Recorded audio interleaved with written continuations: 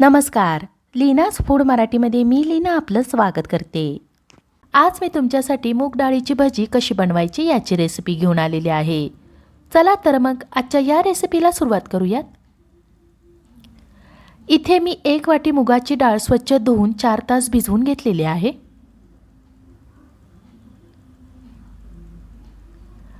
डाळ छान बारीक वाटली जावी म्हणून याच्यातील सगळं पाणी आपल्याला काढून घ्यायचं आहे.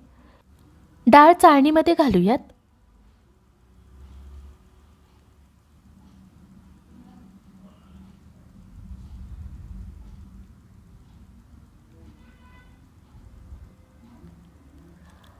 डाळ चाळणीमध्ये तिथल्या तिथे पसरून नितळत ठेवूयात.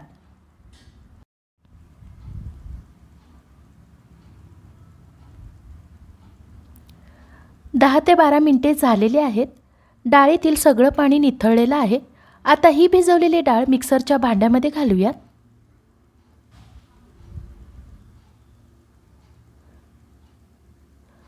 मुगाची डाळ आपण छान बारीक वाटून घेऊयात. हो, पण डाळ भिजवून घेतलेली असल्यामुळे वाटताना पाण्याचा अजिबात वापर करायचा नाहीये. गरज वाटलीच तर 1 ते 2 चमचे पाणी वाटताना घालायचं आहे.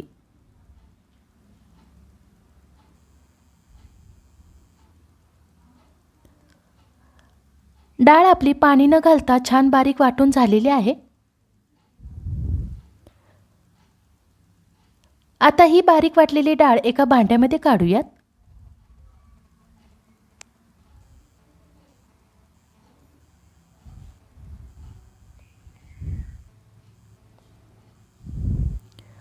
वाटलेली डाळ भांड्यामध्ये काढून झाल्यानंतर हाताने अशा पद्धतीने फेटून घेऊयात.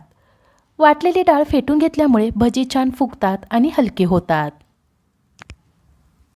जर तुम्हाला डाळ अशी हाताने फेटून घ्यायची नसेल तर तुम्ही चमच्याने सुद्धा फेटू शकता. 5 ते 7 मिनिटांनंतर पीठ छान फेटून झालेलं आहे. तुम्ही पाहू शकता पिठाचा रंगही बदललेला आहे.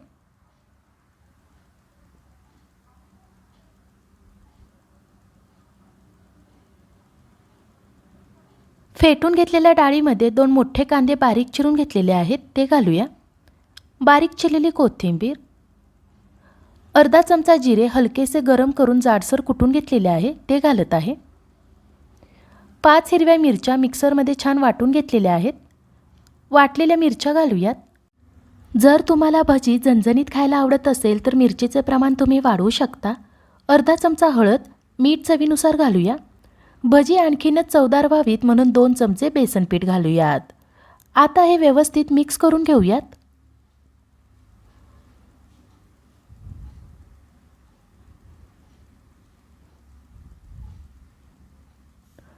भजीचे मिश्रण मिक्स करून झाल्यानंतर पाव टीस्पून खायचा सोडा घालूया आणि मिक्स करूयात.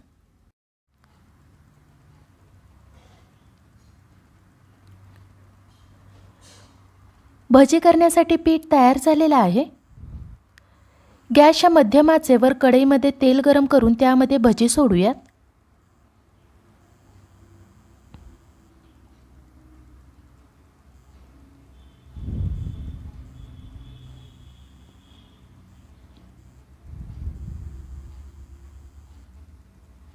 तेल चांगलं गरम झालेलं असल्यामुळे भजी तेलामध्ये सोडली की छान टमटमीत फुगलेली दिसत आहे. भजी पलटून घेऊयात. असंच आपण भजी थोड्या थोड्या वेळाने अलटून पलटून घेणार आहोत आणि छान सोनेरी रंग येईपर्यंत तळून घेणार आहोत. 5 ते 7 मिनिटांनंतर भजी छान सोनेरी रंग येईपर्यंत तळून झालेली आहेत. बाजूला काढूया. भजी चाळणीमध्ये काढूयात म्हणजे जास्तीचं तेल खाली ठेवलेल्या भांड्यामध्ये निथळेल. याच पद्धतीने शिल्लक पिठाची भजी तळून घ्यायची आहेत. मूग डाळीची कुरकुरीत भजी खाण्यासाठी तयार आहे.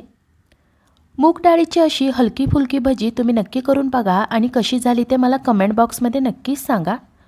अशा छान छान रेसिपी पाहण्यासाठी लीनाज फूड मराठीला लाईक, शेअर आणि सबस्क्राईब करायला विसरू नका. धन्यवाद.